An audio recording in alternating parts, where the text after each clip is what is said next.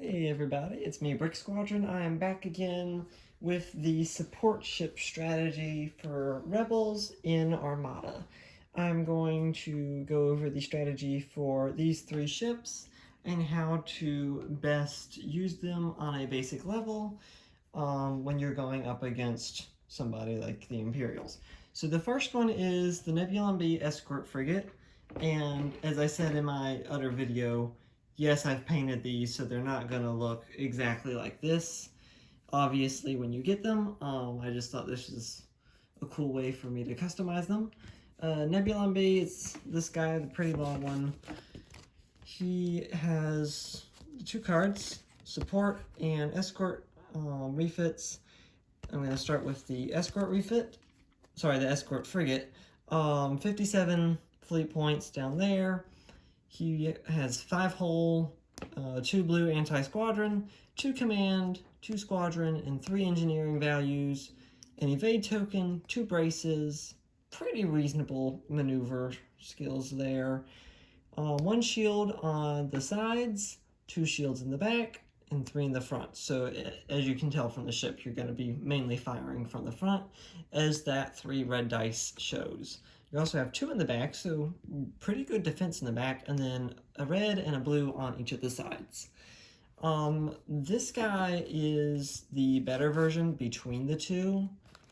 Basically, the support refit, you're only going to want to switch out if you just have to figure out the point numbers better, like if you can't go over points, because the support refit only has 1 squadron, 1 blue anti-squadron dice, same shields, same attacks, it's 51 points, and it has the same upgrades, but I just think that extra blue dice on the anti-squadron plus the extra squadron command makes up for the relatively small 6 points difference. Your firing arcs are pretty spread out, as this is a long ship. The front arc is kind of standard.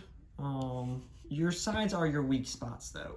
So there's multiple ways to fix that. One, you can fly a bunch of these guys and just line them up so people can't get to your sides.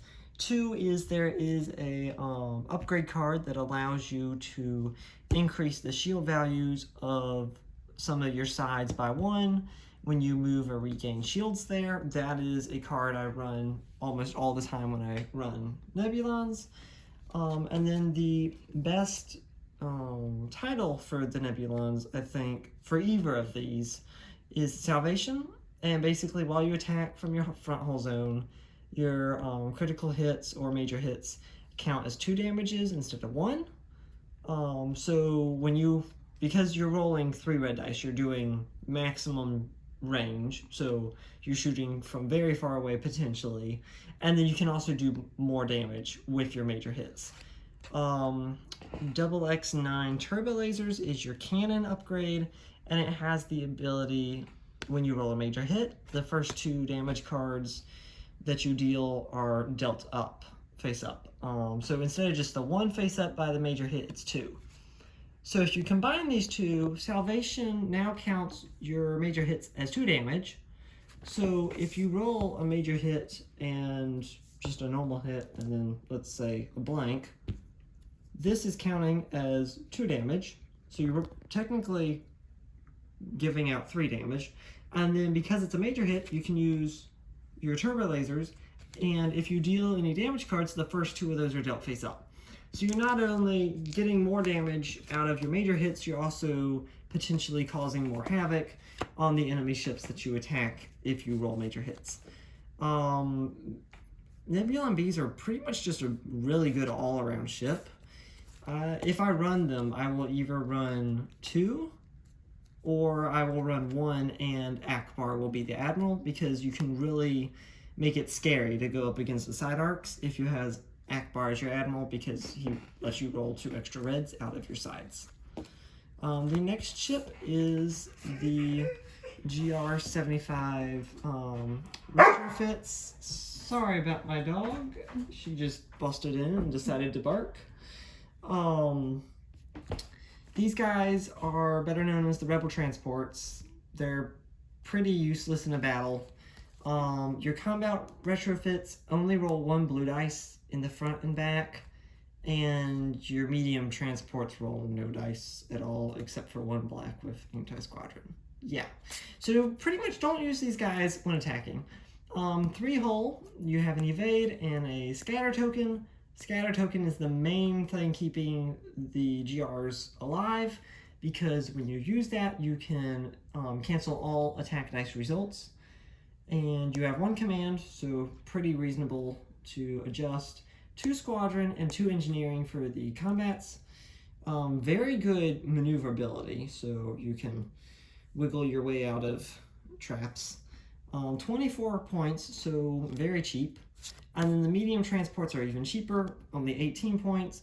Again, like I said, they roll no dice. Still have 2 squadrons, still have 2 engineering, that's good. Everything else is the same except for your anti-squadron, which is a black dice.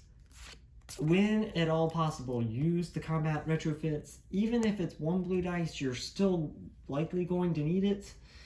And even if the point cost is 6 increased, there have been times that I've used the combat retrofits instead of the medium transports, and that 1 extra blue dice has dealt enough damage to finish off a game.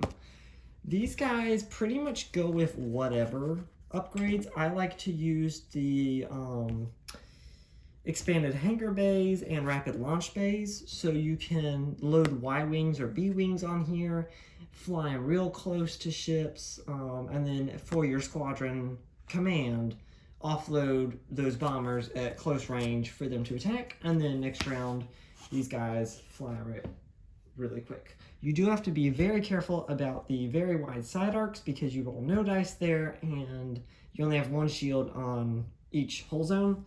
So usually, if you're flying these guys, you're going to want to fly them behind sideways. I've seen a lot of people do this, where you start, you have your protection ship go out front, and your transports go sideways. That way, if you have something like, there's a card that lets you move command tokens from this ship to another one, you can use that as long as they're within range.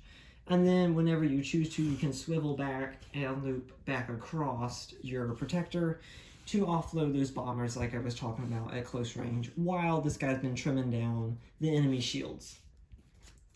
The next and last ship I'm going to talk about is the CR-90 Corvette, better known as Princess Leia's ship, the tentative IV. You have the very imaginative names of Corvette A and Corvette B. I'm sure they spent a lot of time thinking about what this ship would be named. Starting off the Corvette A, you've got 4 hull, 2 evade tokens, a redirect, 1 command, 1 squadron, and 2 engineering for your command values. 1 blue anti-squadron, basically as much maneuverability as you can get on the board. This guy, if you want to get in close, you can do it. If you want to get away, you can do it. If you want to go into hyperspace, you can do it with the CR-90. The maneuverability of these guys, the movement is crazy. 44 points for the Corvette A. You do have a relatively good upgrade bar there. Your dice, 2 reds and a blue in the front, a red in the back, and a blue and a red on each side. And then 2 shields on each hull zone except for the back where you have 1.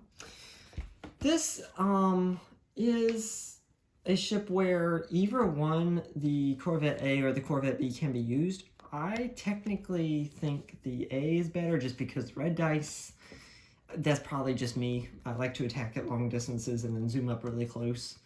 But then also just the way this ship is built, it's defensive. You have all this maneuverability to escape traps and get away. You have 2 evade tokens to cancel those dice at long range, and you're rolling red dice. The Corvette B rolls all blues. Your same values everywhere, except it's 39 points, and then your upgrade bars are looking slightly different just with the cannon switching to ion cannon. So slightly less attacking capability, cheaper though. With the Corvette B, I prefer to use Janna's Light as the title. It basically ignores asteroids and debris when you overlap them, and then you can't obstruct your attacks. So that's really good with something with blue dice, because you have to get in that weird zone of making sure you're not too close to be blown up immediately, but also far enough back that you can take shelter behind other ships. Janna's Light, if you need to hide in an asteroid, it doesn't keep the opponent's ships from their attacks being obstructed, so you can shoot out as much as you want from an asteroid while not having to worry about the side effects. Another good one for the Corvette B is Commander Sato. He's 27 points, and this is the Admiral. While friendly ships are attacking an enemy ship at distance 1 of a squadron, well, friendly squadron, before you even roll your attack dice, you can switch out up to 2 of your dice with any equal number of colors, or basically you can take the blue dice with the Corvette B as long as the Corvette B is attacking. Let's do it this way.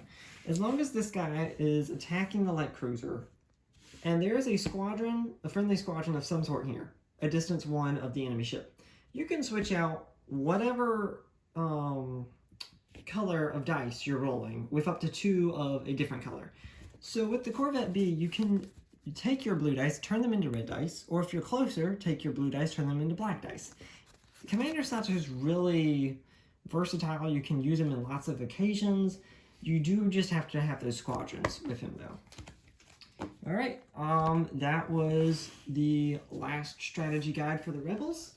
I have already done the Imperials, so make sure to check out those videos. I will see you guys next time. Thank you so much for watching, and subscribing is free to the channel. It helps out a lot. Please do that if you're not already subscribed, and bye!